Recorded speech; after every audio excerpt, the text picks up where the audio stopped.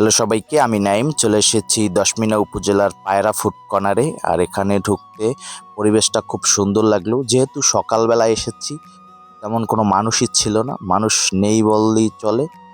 আর আস্তে আস্তে প্রায় সকাল 10টা পেরিয়ে যায়, আর 10টার ফুল কিন্তু ফুটে গেছে। 10টার ফুল এগুলো। এটা হচ্ছে গিয়ে পায়রা ফুড কর্নার, আর এটার ভিতরে রেস্টুরেন্ট। এটা আমরা দেখাবো একটু পরে আপনাদেরকে। ভিতরটা অনেক সুন্দর। এখানে চাইলে আপনি ঘুরে আসতে পারেন। খুবই কম মানুষ থাকে, আর এখানে ভিড় খুবই কম। একটা খুব মনোরম পরিবেশ।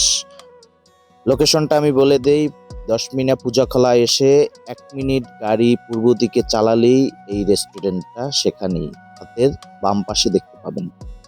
আর এখানকার রেস্টুরেন্টে খাবারের মতো অনেক কিছুই পাবেন। এটার ভিতরে একটি নার্সারিও আছে, তো আমরা হাঁটতে হাঁটতে নার্সারির দিকে আগালাম। তো এখানে ফুলগুলো খুবই সুন্দর ছিল। এটা হলো মাইশা নার্সারি। এখানে ম্যাক্সিমামই ফুল গাছ। তো ফুল গাছগুলো অনেক সুন্দর, ফল গাছও আছে।